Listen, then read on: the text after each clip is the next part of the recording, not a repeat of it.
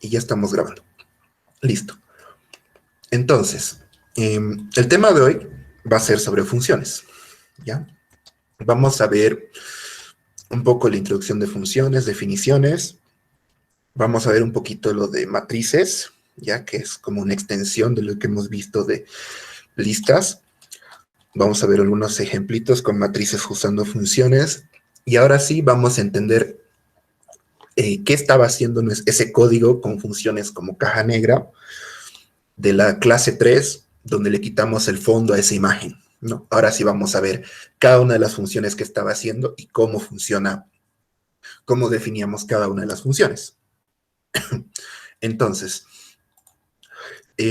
cuando tenemos mucho código, ¿no? Cuando nuestro código es muy grande, va a ocurrir que a veces hay fragmentos que lógicamente podríamos separarlos, ¿no? No tenemos que tener un código espagueti donde todo esté junto. Uno de los conceptos más fuertes de la programación estructurada son las funciones. Nosotros podemos desacoplar funcionalidades en módulos de forma que podamos ir llamando o uniendo piezas para sacar una funcionalidad completa en algún sistema, ¿no? Entonces, ahí es donde entran las funciones y los procedimientos, ya que al final Python no hace distinción entre una u otra, otros lenguajes sí, pero vamos a verlo de todas formas. Una función como tal, si ustedes han visto ya el concepto de funciones matemáticamente, pueden ver lo que es algo similar, ¿ya? Recibe un conjunto de argumentos y devuelve una salida, ¿no? Solo que a diferencia de las funciones matemáticas, realizamos una operación, un conjunto en vez de realizar operaciones, ejecutamos un procedimiento, ¿no? Con unas líneas de código que realizan una tarea X. La estructura genérica de una función es la siguiente. Decimos def, ¿ya? Esta palabra reservada def nos permite definir una función, ¿no?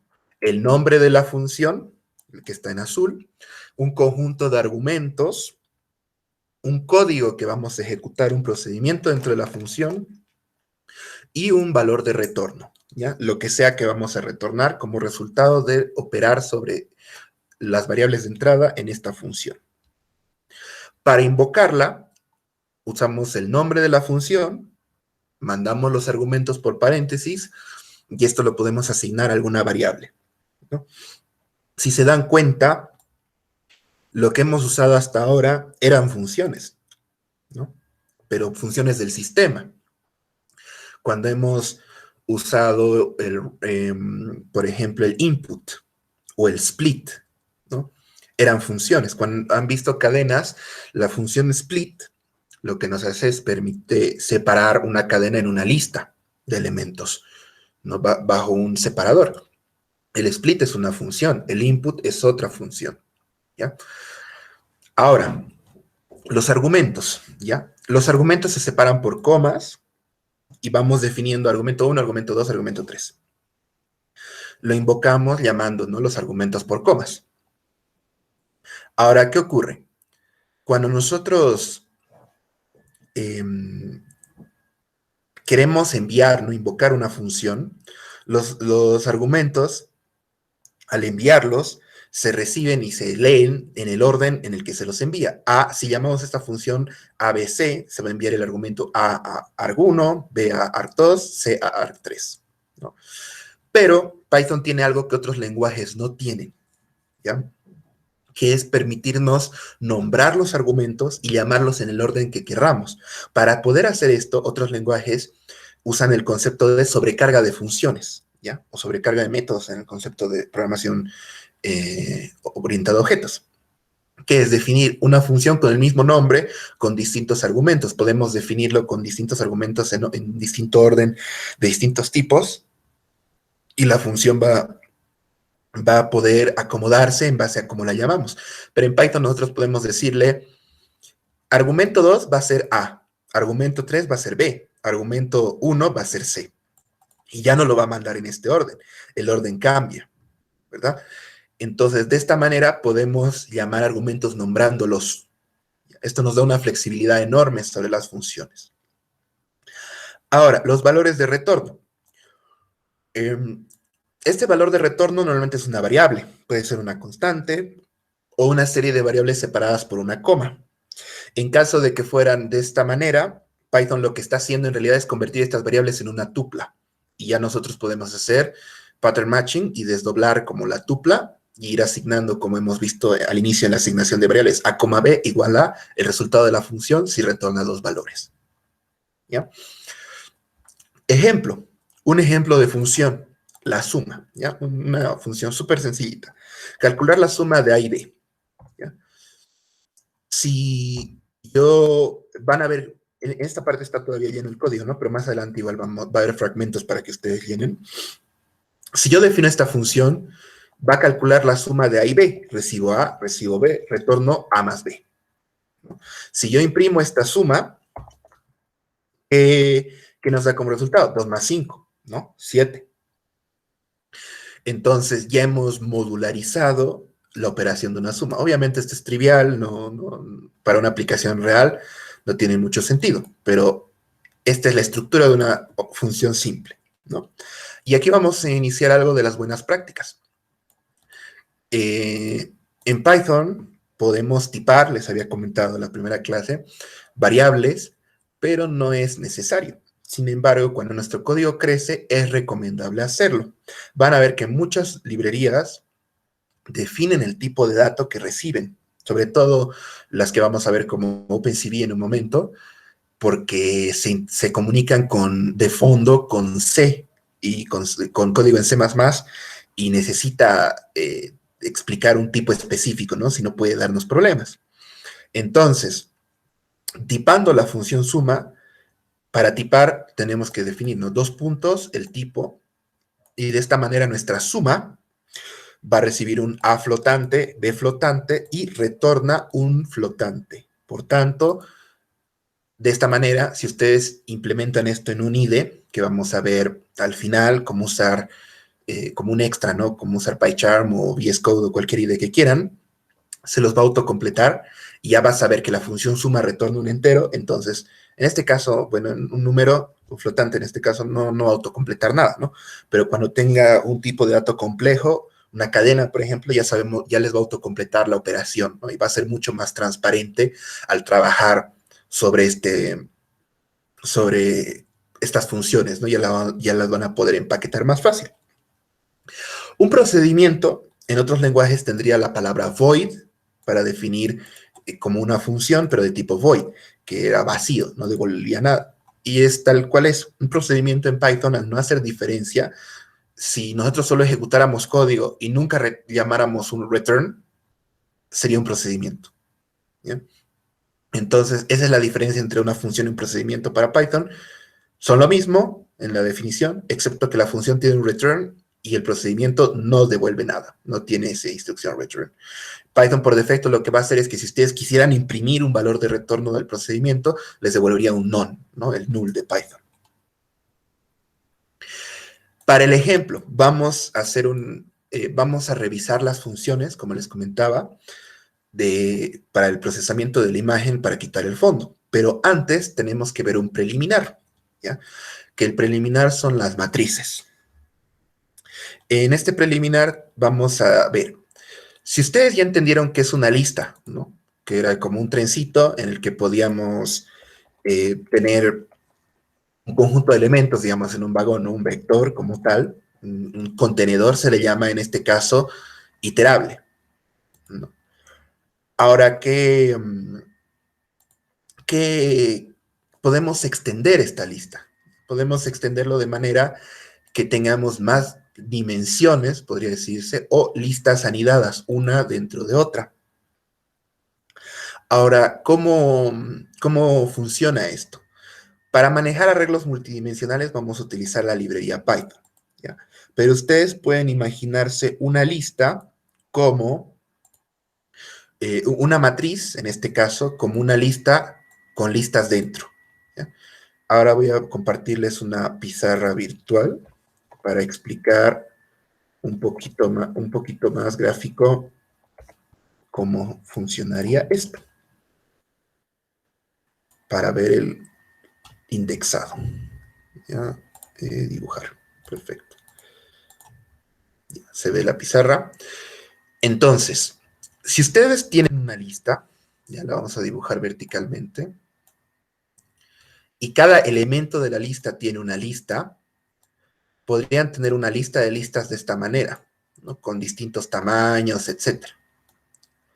Pero, bueno, esto no salió tan bien, pero si todas estas listas internas anidadas tienen el mismo tamaño, podría decirse que es una matriz. Ya Python no hace esta distinción como otros lenguajes la hacen. Entonces, una matriz como tal sería, vamos a borrar esto, un arreglo bidimensional de datos, como una tabla. Una tabla es la representación de una matriz para almacenar datos más común que podemos ver. Voy a hacer esta matriz de no sé cuánto por cuánto. 1, 2, 3, 4, 1, 2, 3, 4, 5. Si tenemos esta matriz de 5 por 5, si ya habían entendido la parte de listas, recuerdan que se indexaba de 0, ¿no? 0, 1, 2, 3, 4, y también la matriz se va a indexar de 0. 3, 4, ¿ya? Entonces, si era una lista, ustedes accedían a la posición 0, posición 1, etc. Ahora, para acceder a una celda de la tabla o de la matriz, ustedes lo que van a usar es un indexado bidimensional, es decir, de la fila 1 quiero la columna 2, ¿no? Y vamos a acceder a este elemento. ¿Se dan cuenta? Haciendo este indexado bidimensional, ya podemos trabajar sobre la matriz. Obviamente podemos extender esto a un cubo, ¿no? Para tener 3 dimensiones o 4 dimensiones, etcétera, dependiendo del trabajo que vamos a requerir. Ahora, una matriz de la forma normal con Python sería esta, para acceder a los elementos. Voy a reescribir esta parte.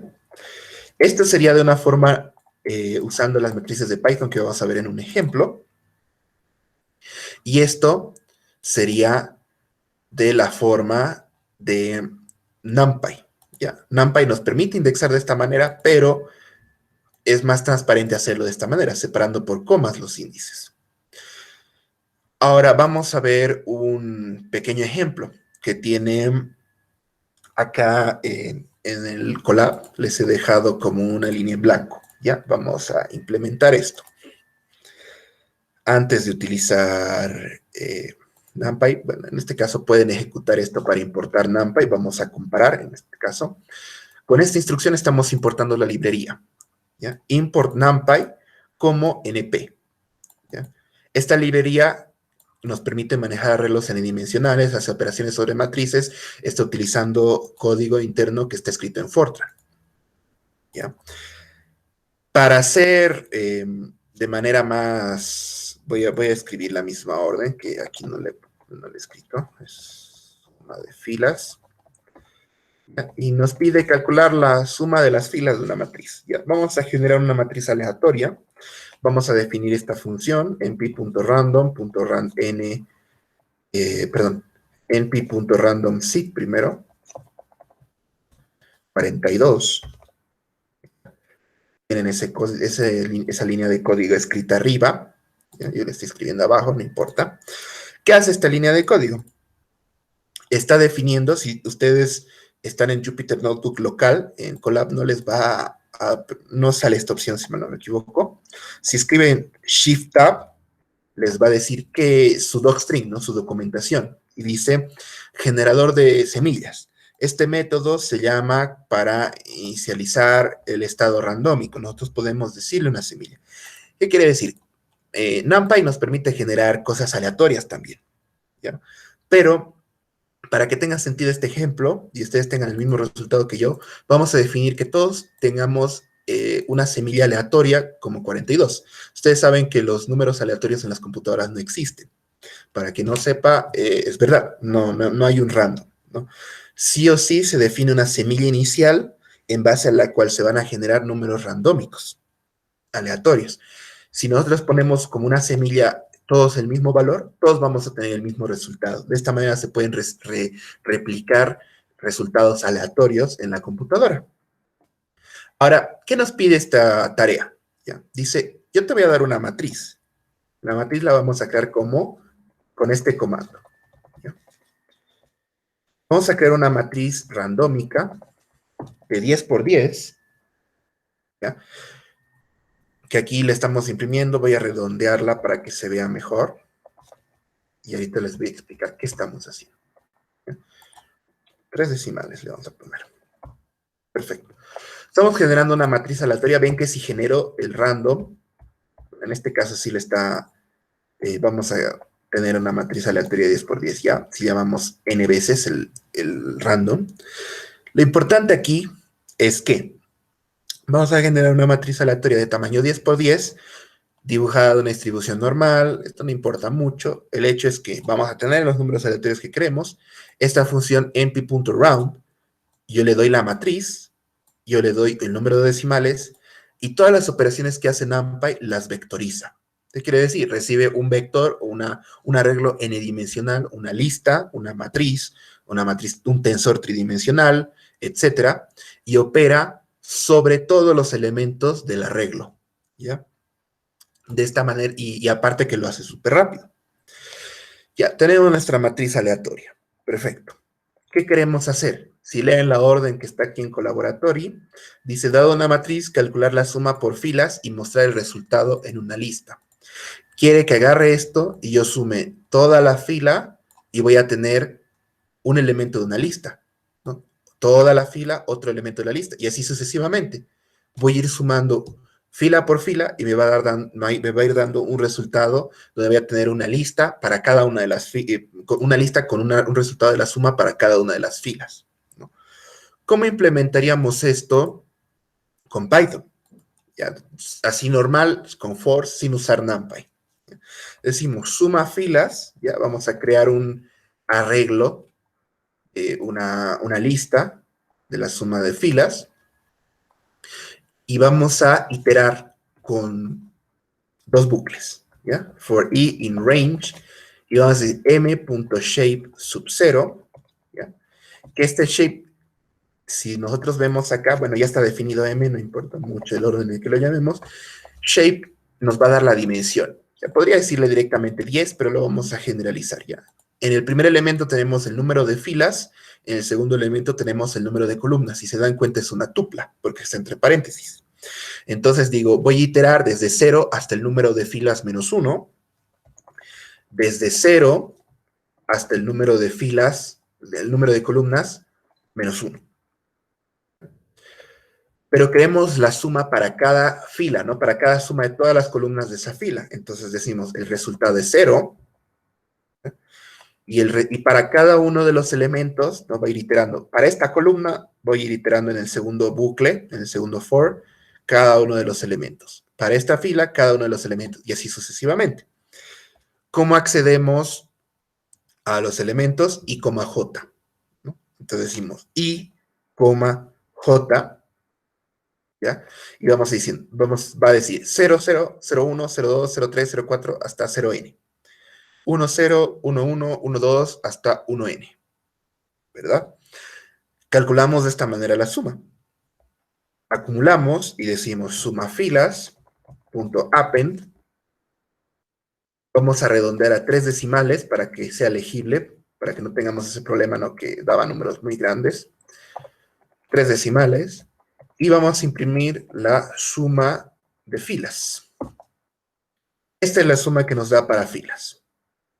¿Ya? Ahora, ¿cómo haríamos esto con NumPy? Para comparar. np.round para que se nos redondee a 3 decimales. Y al mostrar. M.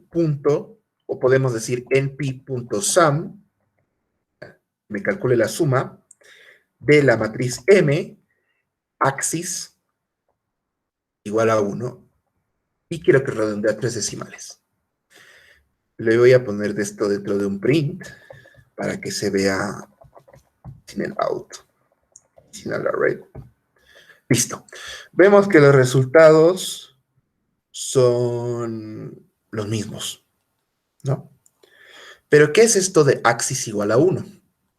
Como les dije que NumPy nos permitía vectorizar operaciones, le estoy diciendo, calcúlame la suma de m, pero si yo no le diera nada, ningún argumento, la función sum lo que estaría haciendo es sumar todos los elementos de m. Pero yo le digo axis 1. Si yo le dijera axis 0, haría la suma por columnas. O sea, me daría la suma de cada una de las columnas. Pero si yo le doy axis 1, hace la suma por filas. Me da la suma de de cada una de las filas. ¿Ya? De esta manera me da ese resultado. Vectoriza y vemos que es lo mismo.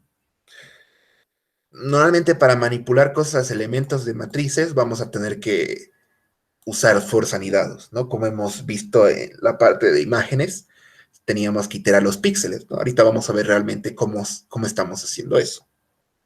¿Se entiende hasta aquí la parte de esta introducción a matrices? Antes de pasar a un ejercicio más complicado que les voy a dar para que lo piensen.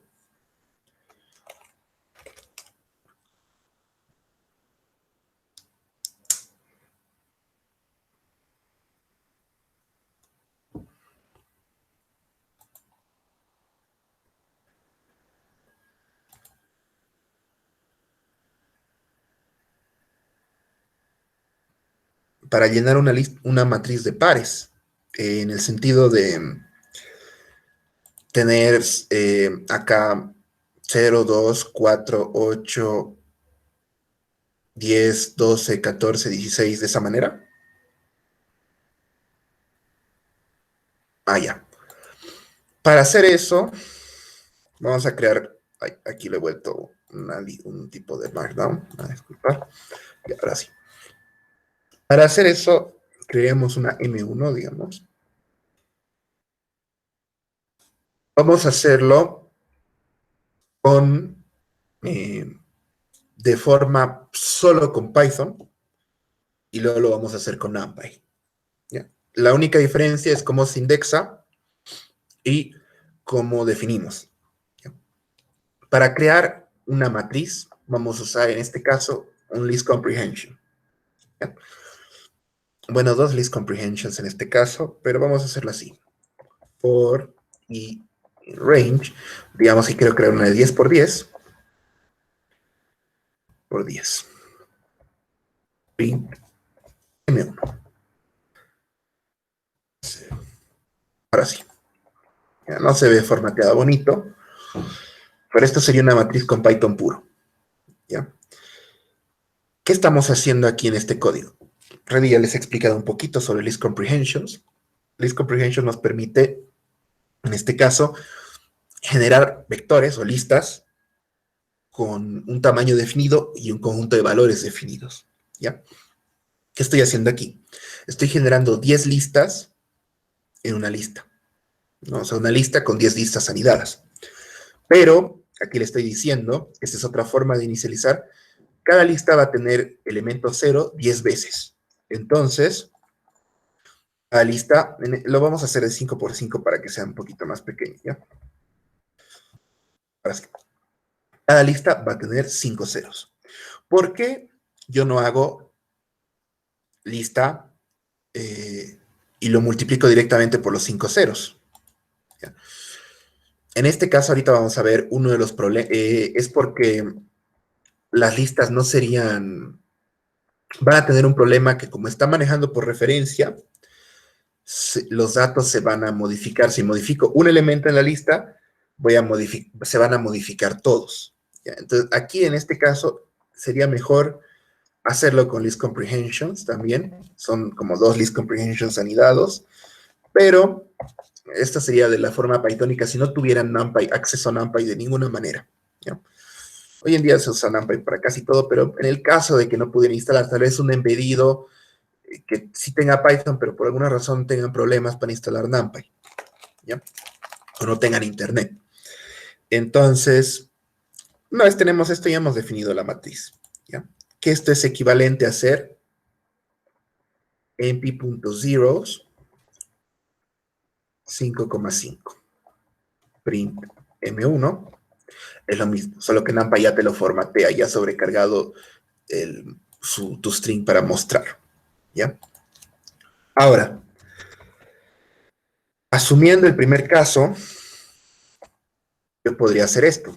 K igual a 0, for i in range 5, for j in range 5, M1 en la posición i, en la posición j, nótese que estoy utilizando esta forma de indexado porque estoy accediendo a la lista i y luego al elemento j de esa lista i. Es igual a k. Cada vez que pase una iteración, k va a subir de 2 en 2. Int M1. Y se llenó de esta manera. 0, 2, 4, 6, 8, 10, 12, etc. Este es como que cada lista fuera una fila. Solo que no la estoy mostrando de manera bonita. ¿Ya? Si quisiéramos hacerlo así, podríamos otra vez correr otro for, que aquí sería un poquito redundante, pero for fila in M1 int fila. Y ya se mostraría. ¿No? Podemos utilizar este star, ya que star operator le llaman, pero es un asterisco. Y si notan, como que elimina las comas y los corchetes al mostrar. Ya, en realidad es porque desdobla. Haría como un print y cada elemento lo va mandando como elemento, coma, elemento, coma, elemento, coma. Pero eso no lo vamos a ver mucho a profundidad ahorita. Pero, usando NumPy, el indexado cambiaría a ser M1 y coma J igual a K. Ya no habría necesidad de hacer esto, ¿no? Directamente print M1. Ya está. De esa manera estamos llenando nuestra lista de elementos pares. No sé si eso resuelve tu duda completa.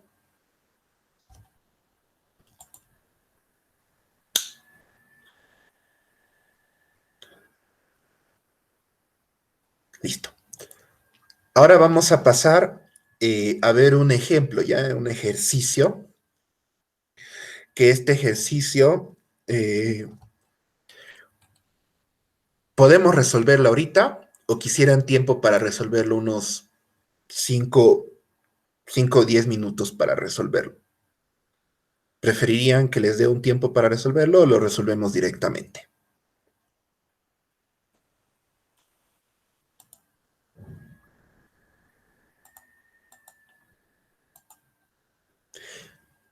Mm,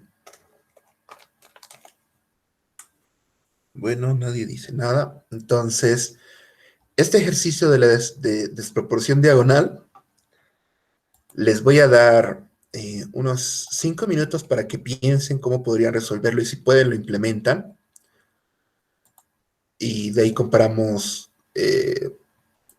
con la solución que yo les voy a proponer. ¿Les parece? Yo lo voy a hacer con funciones, tal vez ustedes pueden hacerlo directamente todo junto, ¿no? Pero la idea es que aquí veamos cómo usar funciones para desacoplar utilidades, pedacitos, ¿no? Módulos del código. Entonces, a las 7:05, revisamos, vamos a implementar esto, ¿les parece? Tienen, bueno, 5 minutos y algo para resolverlo. Me avisan si ya lo han resuelto.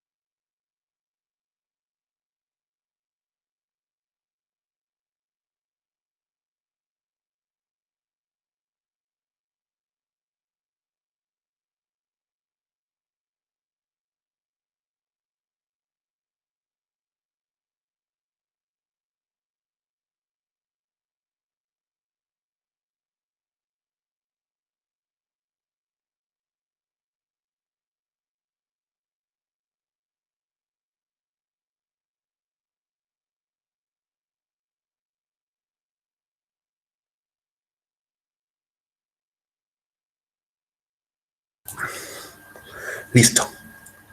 ¿Alguien pudo resolverlo?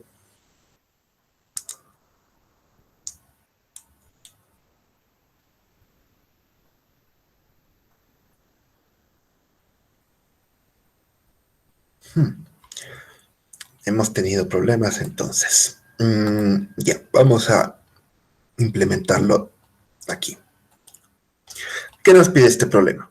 Dice, tenemos una matriz, ya aquí se nos van a ir dando matrices, y dice, quiero sacar la suma de la diagonal, la suma de la otra diagonal, restar esto menos esto, e imprimir esa resta, ¿no?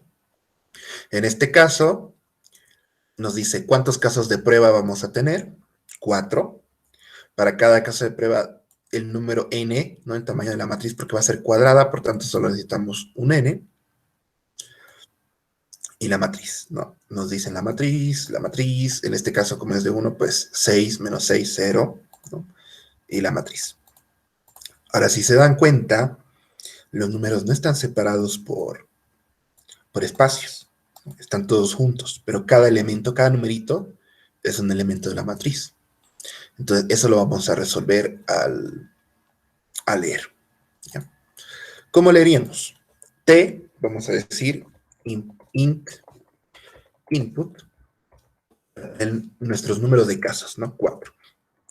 For no nos interesa, range T, ¿ya? Para cada caso. Leemos, ¿no? N igual a int, tamaño de la matriz. Creamos una matriz con NumPy. También lo podemos hacer de la otra forma, ¿ya? De ceros. Ahora, para cada elemento, vamos a leer una fila completa. Decimos for i in range.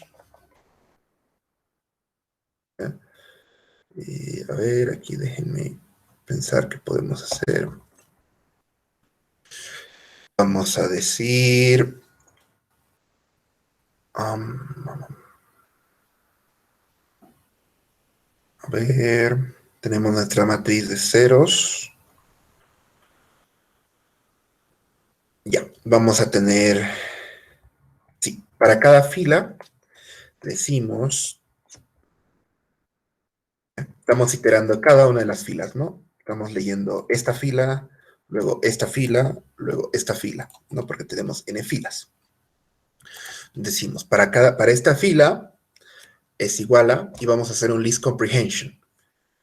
For j in, o podemos decir for e in input. Y si nosotros iteramos una cadena, va a iterar, como hacemos input, lee la línea entera, ¿no? Va a leer 190 como texto, como una cadena. Si nosotros iteramos la cadena, E va a valer cada uno de los elementos de la cadena en cada iteración. Si nosotros convertimos E a un número, esto se va a volver una lista donde cada elemento va a ser un número. Ya, 190. Y lo asignamos a mat en la posición i. Pero esto es raro, ¿no? Decimos, tenemos mat en la posición i, pero mat en la posición i es como una lista, ¿no?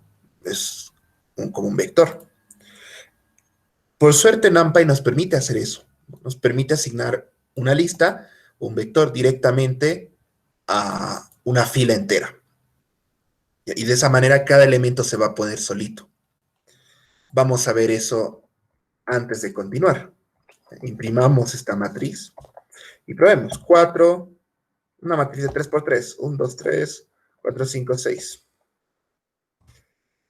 7, 8, 9. Enter.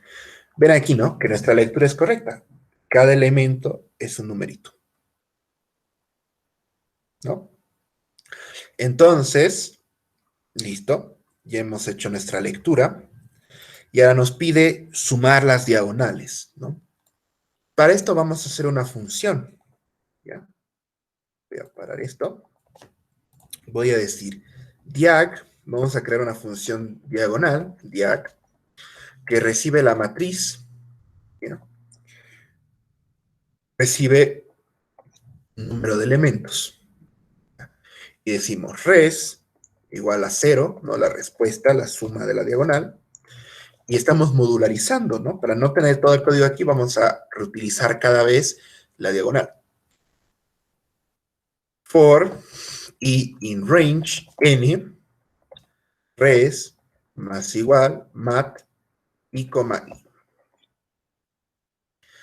De esta forma, estaríamos iterando la diagonal, ¿no? De i, coma i, pues 0, 0, 1, 1, 2, 2, hasta n-1, n-1, ¿no?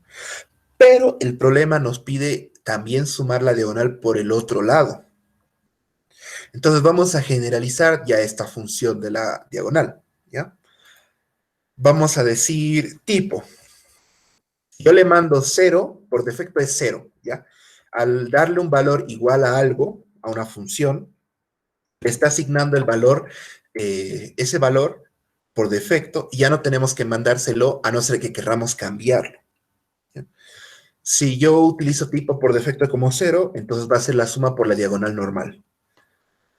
De esta manera decimos, si no es del tipo, quiere decir, eso podríamos comparar directamente, ¿no? Si tipo es igual a 0, o de manera booleana, para los booleanos, es falso cuando es 0, y verdad, en este caso, cuando es cualquier otro número distinto de 0. Entonces, si decimos que no es verdad, el tipo es 0, entonces vamos a calcular la suma normal, ¿ya? Por la diagonal clásica.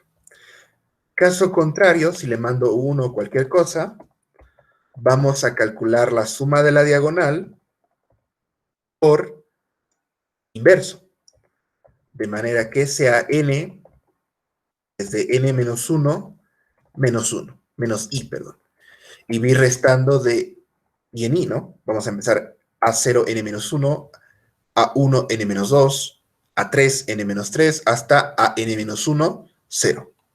¿Se dan cuenta? De esta manera estaríamos haciendo nuestra suma por las diagonales dependiendo de un parámetro que le mandemos. Ya hemos generalizado esa lógica. Ya es un componente que hace solo esa operación, ¿no? Y retornamos redondeado el resultado. En este caso no tenemos flotantes, pero como NumPy, si ven aquí, le está convirtiendo por defecto a flotantes que al agregarle un puntito, lo vamos a volver un entero para que podamos imprimir como entero, ¿ya? Y decimos, diagonal 1 es igual a la diagonal, la matriz, n. De 2 es igual a la diagonal, la matriz, n, y el tipo, decimos no tipo, podemos llamarlo 1. Int de 1 menos de 2. Probemos. Voy a probar 3 casos, no los 4. Ya, la grande lo dejo para ustedes para que lo comprueben. Probemos esta, 190, 828, 377. Entonces, 90, 828, 373 era, ¿no? Sí, 373. 1. Perfecto, lo que tenía que salir. Comprobemos con esta. 1, 6, 0. Perfecto. Comprobemos con esta. 9000. ¿Cuántos son elementos? 4. 4. 9000. 021. Enter. 0. Ay, lo he arruinado. Vemos de nuevo. 1, 4, 9000. Allá. 1, 4, 9000.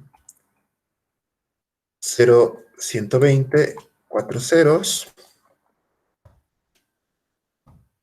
Y el último valor era 9000 de nuevo. Menos 1. Entonces vemos que está funcionando para los casos más pequeñitos, ¿no? Podemos probar con el caso grande, pero para ganar un poco de tiempo no lo vamos a hacer ahorita. Pero les aseguro que esto da, ¿ya? Hasta aquí, ¿se entiende perfectamente antes de pasar a la parte de las funciones que hemos hecho para procesar imágenes?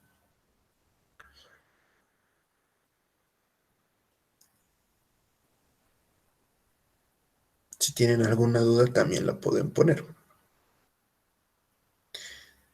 Vamos a ir continuando entonces. Nadie está preguntando. Entonces vamos a definir las funciones que hemos hecho ya. Si pueden revisar el notebook de la clase 3, van a ver un poquito de las funciones, ¿no?, que hemos usado como cajita negra, pero aquí vamos a aprender a hacer esa manipulación. ¿Ya? Una imagen, en realidad, en la computadora se representa como una matriz de 3 dimensiones. ¿Ya? ¿Qué quiere decir? Que yo puedo tener esta matriz de acá, y si habrán visto en Photoshop, en Paint, en cualquier cosa, las imágenes son de tipo R, G, B, ¿no? Rojo, verde, azul. ¿Ya? Los píxeles tienen esos colores, ¿no? Mezclando cualquier combinación de RGB, obtenemos cualquier color en nuestra pantalla. Ahora, ¿qué ocurre? Una imagen tiene canales. El canal R, un canal, lo voy a dibujar acá bueno, de fondo, como si estuviera apilado ya. Imagínense que esta es una matriz sobre otra. ¿Ya? Ese es el canal G. Y tenemos un canal 1, 2, 3, 5, 1, 2, 3, 4. B. ¿Listo? Entonces, si yo accedo, ahora puedo indexar con 3 elementos, ¿no? Si yo tengo mi matriz M, si yo accedo como primer elemento al 0, estoy accediendo a esta matriz, ¿no? Si yo accedo al 1,2, estoy accediendo de la primera matriz, 0, 1, 0, 1, 2, acá, ¿no? Estoy accediendo a celdas en cada uno de los canales. Una imagen en blanco y negro es simplemente una matriz bidimensional y ya, donde tiene los valores del 0 al 255, donde 0 es negro, 255 es blanco, y todo lo que está en el medio son escalas de grises. Aquí en cada canal también, cada canal vale de 0 a 255, pero combinando los 3 valores, esa trica de valores, pues tenemos un píxel de color. ¿Ya? De esa manera representamos imágenes en la computadora. Ahora, para abstraer todo esto, tenemos la... ¿Alguien quiere entrar? Ya, estoy aceptando. Para extraer todo esto, utilizamos OpenCV, ya que les hice instalar la anterior clase. Bueno, la clase 3, ¿no? Antes de que nos volvamos a ver. Para hacer todas esas funciones, si ustedes ya han visto el código, ya deben saber cómo funciona. Aquí les voy a explicar un poquito.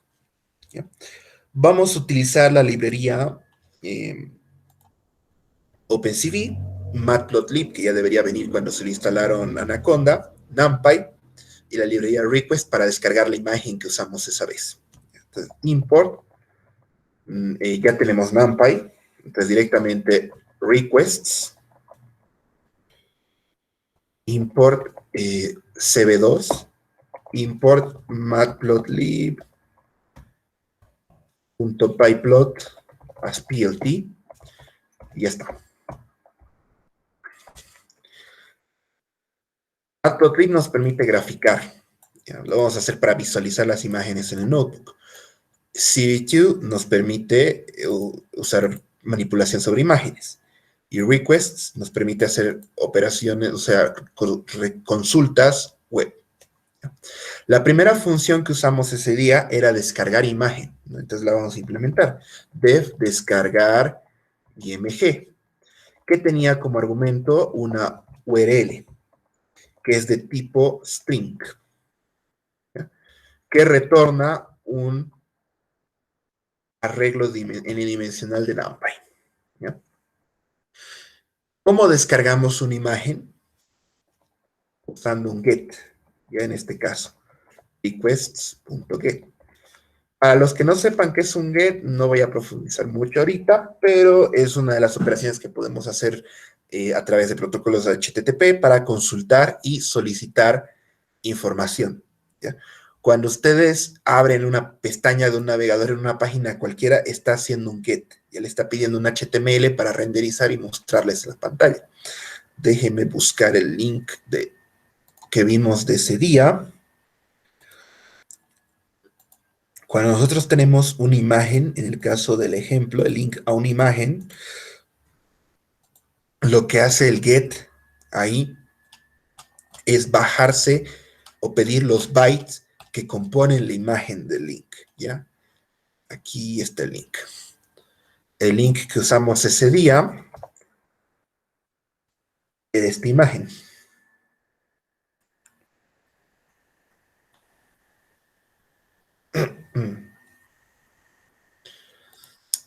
Ahora sí, era esta imagen, ¿no?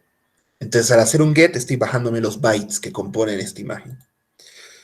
Pero esos bytes hay que convertirlos a una imagen que pueda representar OpenCV. Y ahí entra NumPy. Ya decimos la imagen, nuestra IMG, es igual empty.asArray, byteArray, rest.content.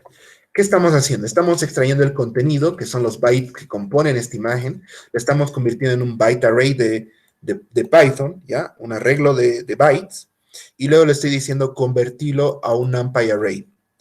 Pero el tipo de type, empty.uint8. ¿Qué quiere decir? El tipo de dato que vamos a contener como argumento, como NumPy trabaja sobre Fortran, ¿ya? Y algunas, bueno, trabaja en realidad sobre C, ¿ya? Pero algunas funcionalidades usan Fortran. Pero como trabajamos sobre C, la implementación base de NumPy, ocurre que sí podemos definir distintos tipos de datos para manipular. Les dije que Python, el int, lo trabajaba de una manera muy especial con números base 32, base 31, etcétera, ¿no? Pero nosotros le podemos decir qué tipo de dato queremos almacenar en el NumPy array. Y le decimos, aquí prácticamente le estamos diciendo, decodificame este arreglo de bytes, ya que los bytes van, si ustedes imprimieran esos bytes, verían barra X, F8, barra X, etcétera, puro byte como tal, así en bruto. Y al hacer esto, le estamos diciendo, léeme estos bytes y convertímelos a enteros de 8 bits. Que un entero de 8 bits representa del 0 al 255. ¿Ya? De esta manera, estamos convirtiendo a una representación que OpenCV puede trabajar, pero no está convertido completamente. Llamamos OpenCV y le decimos cv2.emdecode image, cv2.emread color. Esa es una constante. ¿Ya? Y ahora sí, retornamos la imagen. Si se dan cuenta, es puro funciones, no estamos apilando, como componiendo funciones que llaman funciones que llaman funciones. ¿Ya? Estamos diciendo, convertímelo en un arreglo de NumPy, OpenCV le dice, decodifícame esto y hacelo que sea interpretable por OpenCV y lo va a decodificar como una imagen de tipo color, ¿no? En este formato, RGB, el que hemos descrito acá. ¿Ya? Sí, ¿qué he puesto? Ah, cierto, RESP. Gracias. Nos iba a dar un error, ¿no? Que no está definido res. Entonces, vamos a comprobar que esto funciona. Decimos descargar IMG, ponemos esto, IMG, nuestra imagen. ¿Recuerdan que les dije en la primera clase cuando hemos visto variables, que las variables viven dentro de un ámbito o un scope que se le llama en inglés? Aquí estoy usando IMG y aquí también estoy usando IMG, pero los IMG son distintos, apuntan a distintas posiciones de memoria porque el nombre vive dentro de solo la función. Cuando termina la función, se borra esa representación de IMG y no conflictúa con esta definición de IMG. ¿ya? A eso me refería. Descarguemos la imagen primero. Vemos si nos da algún error. Va a tardar un ratito porque mi internet es un poquito patito ahorita. Démosle un ratito.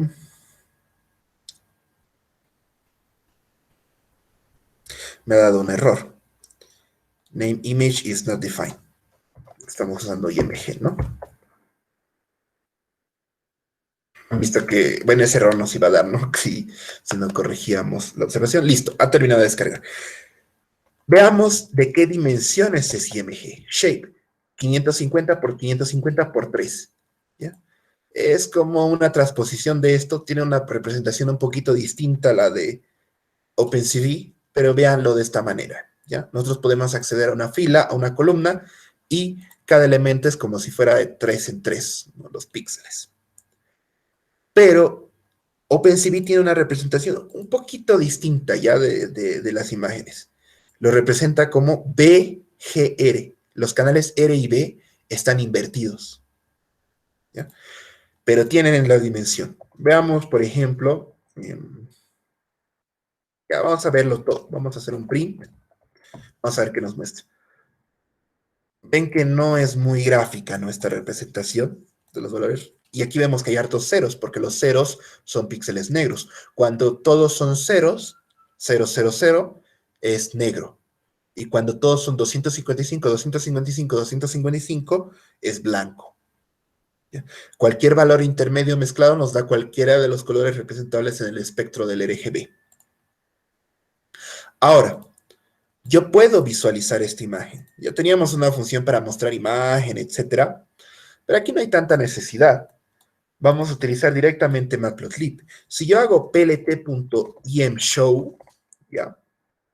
A diferencia del plt.plot que habíamos usado para los círculos, ¿recuerdan el problema de los círculos, de la intersección? Aquí vamos a utilizar, bueno, en esa tampoco les he explicado cómo graficaba. Para graficar los círculos, utilizamos plt.plot y le dábamos las listas de los puntos X y los puntos y hacía la gráfica. Por ejemplo, 1, 2, 3, 3, 2, 1. plt.show y nos genera una gráfica de una línea descendente. ¿Ya? Pero si yo hago imshow y le doy como argumento una imagen, esta matriz en el formato, no se ve bien. ¿Por qué? Porque OpenCV trabaja esto con los canales invertidos rojo y azul. Y siempre se va a ver como un pitufo, todo azulado. ¿Cómo corregimos esto? cb2.cbtcolor, cb2.color, BGR to RGB. Y perfecto. ¿Qué está haciendo? OpenCV está convirtiendo la imagen de BGR a RGB. Ya está dándole la vuelta a los canales. Lo hace de una manera muy óptima y no vamos a entrar mucho a profundidad a cómo trabaja, porque esas operaciones que uno pensaría son obvias de implementar, en realidad están súper optimizadas, ¿ya? Una transposición, esas operaciones de matrices, en realidad solo juegan con cómo iteramos los índices de la matriz, nada más, no mueven nada de la matriz. Por eso una operación de transposición o un reshape, eso de uno. Ahora, vamos a crear una máscara, ¿ya?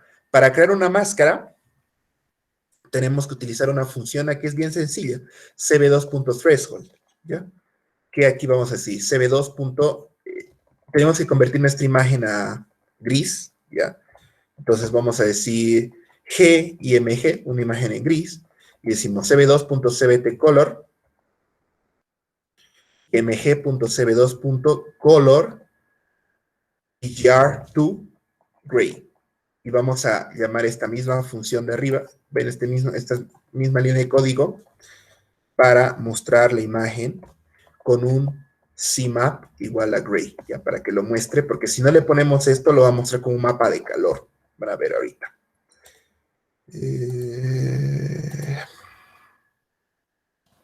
Ahora sí.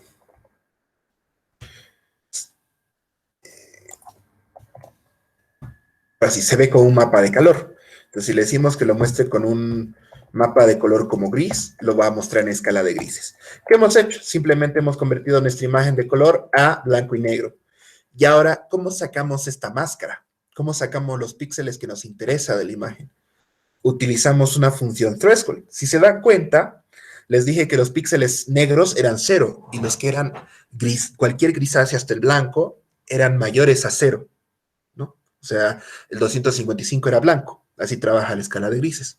Entonces, si yo quiero crear una máscara de los píxeles que me interesa, simplemente tengo que decir, dame todos los píxeles que sean mayores a un valor n. ¿Se entiende esa lógica? Para eso creamos la máscara. Y la máscara, ¿ya? Teníamos una función, ¿no?, para crear máscaras. Aquí estamos viendo cómo llamar esas funciones de OpenCV que usábamos para implementar. Vamos a crear esa máscara, ya vamos a usar esa función def, crear máscara, ¿ya? ¿Y qué recibía? Recibía una imagen que era un arreglo n-dimensional y le decía límite, ¿no? Pero aquí simplemente vamos a hardcodear eso.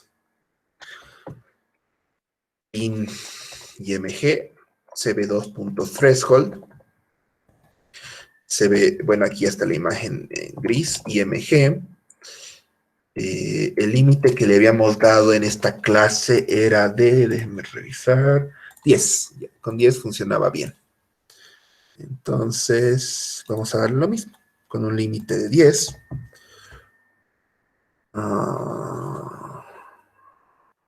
Que le ponga 255 de 2. Aquí se ve un poco trivial, ya podríamos hacerlo esto con un comparador y ya, pero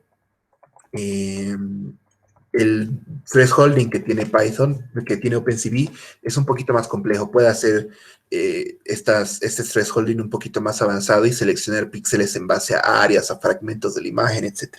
Pero ¿qué está haciendo esta función de OpenCV? Está recibiendo una imagen, le estoy diciendo todos los píxeles mayores a 10, que tengan un valor mayor o igual a 10, los sustituye por 255, es decir, los hace blancos, que sea binario, no lo binariza, todo lo que no cumple con esa condición es 0, todo lo que cumple es 255, y esto nos va a devolver dos valores, ya lo único que nos importa es la imagen. Como esto, si se dan cuenta, está devolviendo una tupla, y esto quería ejemplificar. Al devolver una tupla, podemos ignorar el primer elemento dándole barra baja, que lo guarde en barra baja y no me interesa lo que esté ahí.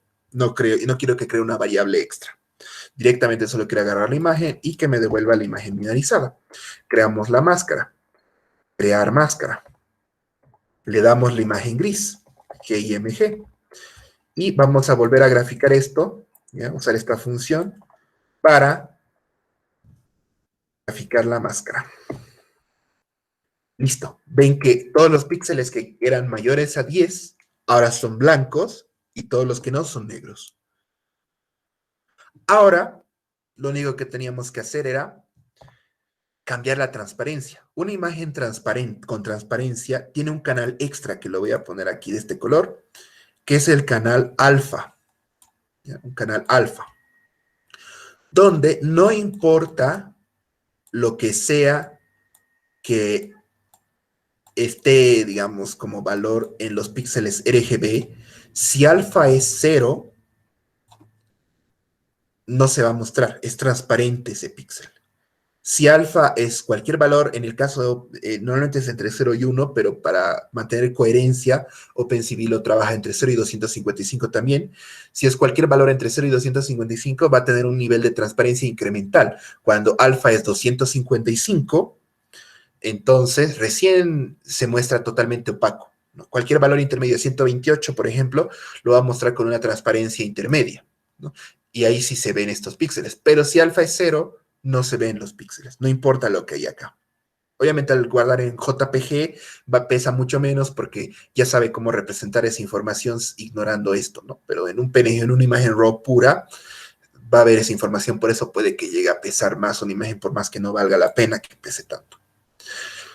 Entonces, ¿cómo hacemos eso? ¿No? Teníamos una función, si recuerdan, crear imagen con transparencia. Para crear esa imagen con transparencia, simplemente decimos resultado, le voy a decir, es igual a cb2. usábamos el mismo CBT Color. CBT Color IMG. Aquí les quiero dar como esa introducción que ven que no es tan complicado hacer ese procesamiento de imágenes usando funciones, ¿no? BGR BGRA. Estamos convirtiendo la imagen de BGR a BGRA con un alfa. Si yo imprimo print resultado.shape, ahora tiene 4 dimensiones al final, que significa que tiene 4 canales, ¿no? Pero todo es 255 al inicio, quiere decir que es totalmente opaco. Ahora ya usábamos ya usábamos nuestros fors, ¿no? Ahora sí podemos trabajar sobre nuestra matriz. For i in range resultado shape sub 0, for j in range resultado punto shape sub 1, y decíamos, si el píxel es negro, ¿cómo sé que el píxel es negro? Que vale 0. Entonces decimos if, ¿dónde está acá? Mask, ¿no? Si la máscara en la posición I, J, que la máscara no tiene canales, ¿no? Porque como es blanco y negro, solo es una matriz. Es igual a 0, ese píxel es negro. Si se cumple que ese píxel es negro, volvemos el píxel de la imagen resultante transparente. Resultado en la posición IJ3, ¿no? En el canal de la transparencia, el 4, pero como es index 0, sería el canal 0, canal 1, canal 2, canal 3, ¿verdad? En el canal 3, igual a 0, volvemos transparente el píxel, y eso debería ser todo. No sé si me estoy olvidando nada, déjenme revisar, sí, eso es todo. Vamos a ver cómo es el resultado. Vamos a hacer em cb2.emWrite resultado, y tenía el nombre, ¿no? Res.png. Guardo la imagen. Aquí voy a abrir en el navegador la imagen resultante. Déjenme comprobar un momento. Semana 3. Sí, el resultado. Bueno, sí me ha dado el resultado de la imagen. Este es para que lo implemente usted. Si lo abro con el navegador, no se va a ver. Se va a seguir viendo el fondo negro, ¿verdad? Entonces, ¿cómo podría ser esto? Porque se va a ver igual. lt.imshow, img, resultado, lt.show, se va a ver con el fondo negro. Ah, no, sí, está perfecto, se ve con el fondo blanco. Entonces, cb2.cbtcolor, nuestra imagen resultante,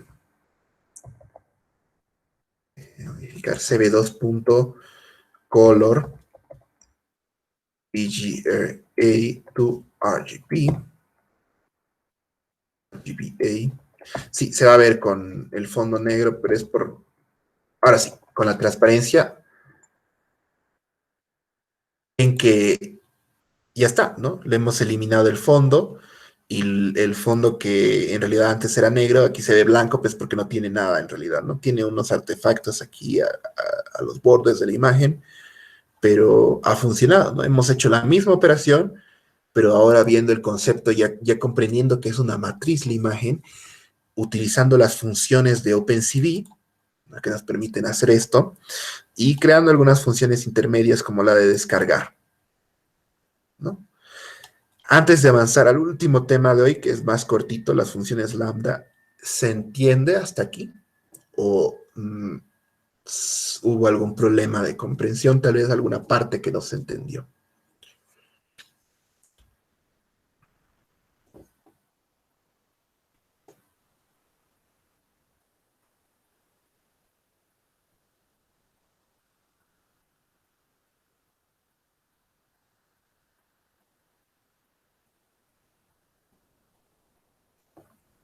Bueno, no tenemos duda, bueno, no tenemos preguntas. Entonces, asumo que se entiende, pero no sé, como les digo, si tienen dudas, sé que algunas personas son tímidas, no tienen tal vez, miedo de preguntar, no tenga miedo de preguntar. Ya, lo mejor siempre es despejar todas las dudas posibles y no quedarse, ¿no? Con dudas para preguntar después.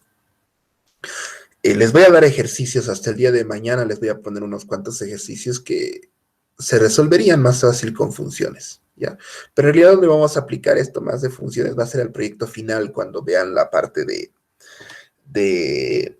del sistema de recomendación de comida terminado, ¿no? Ahora, antes de finalizar esta clase, vamos a ver un tema un poco cortito que son las funciones lambda, ¿ya? Las funciones lambda son funciones anónimas, ¿ya?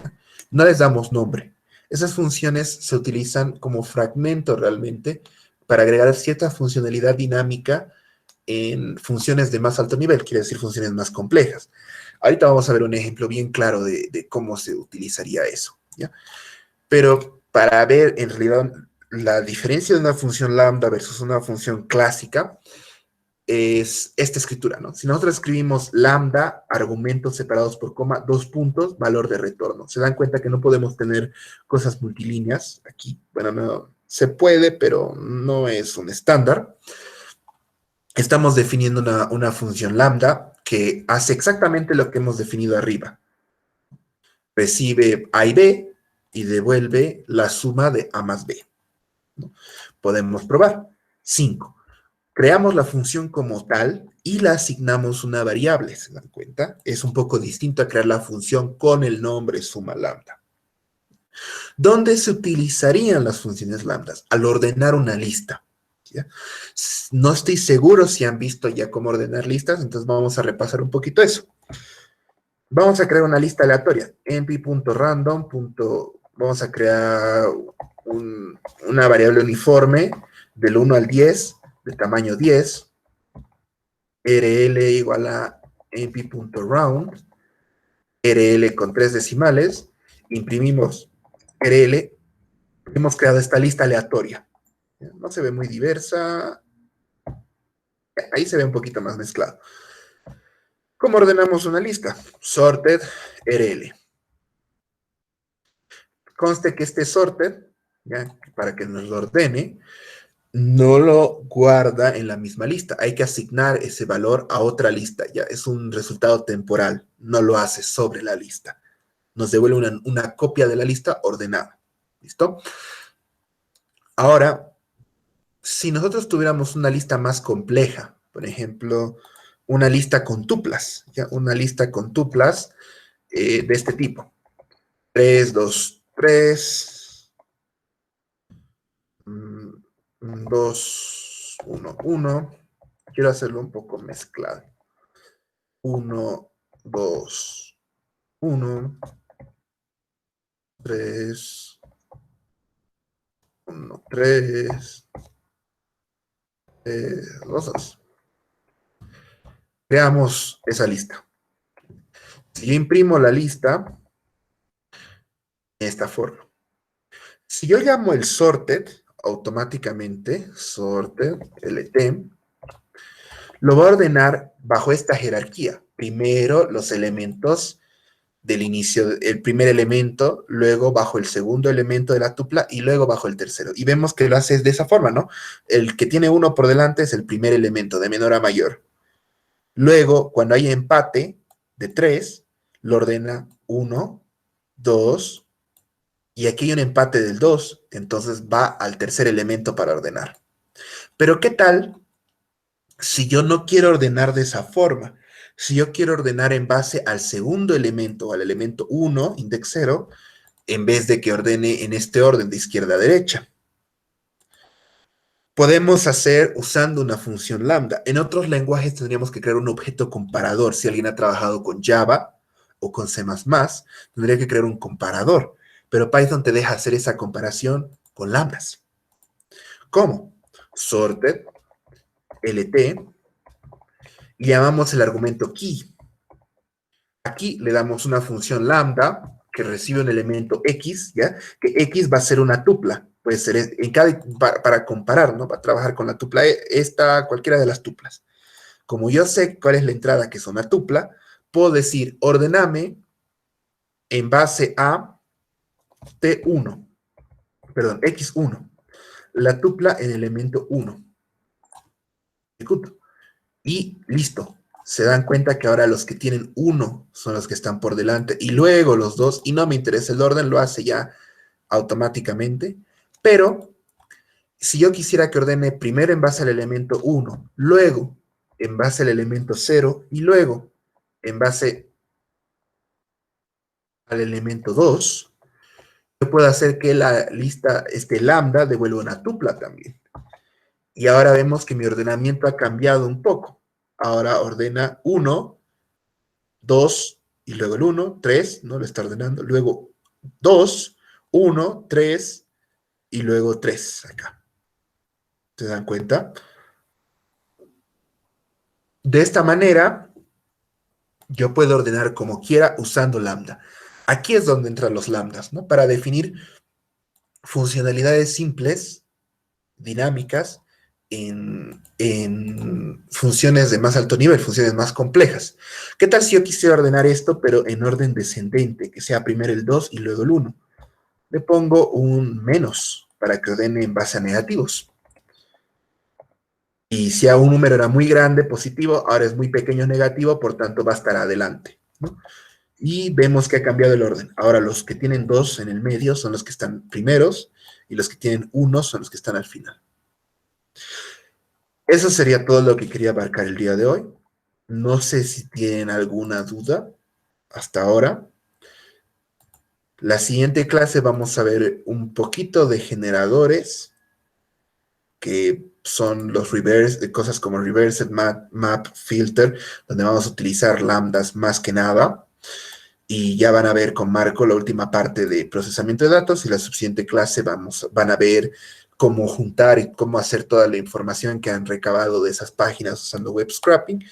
Y normalmente estaba planeado esto para que terminara este sábado, pero vamos a tener una clase bonus el día martes que viene sobre el algoritmo de K vecinos más cercanos. Tal vez algunos sepan y no necesiten esa clase, otros no, que vamos a utilizar para crear el sistema de recomendación de comida con los datos que van a recopilar con Marco.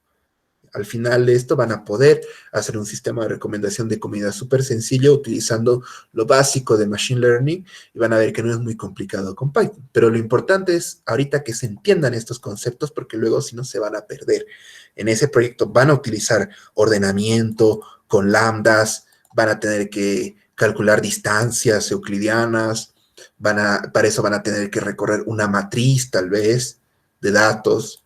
Entonces, no se queden con la duda.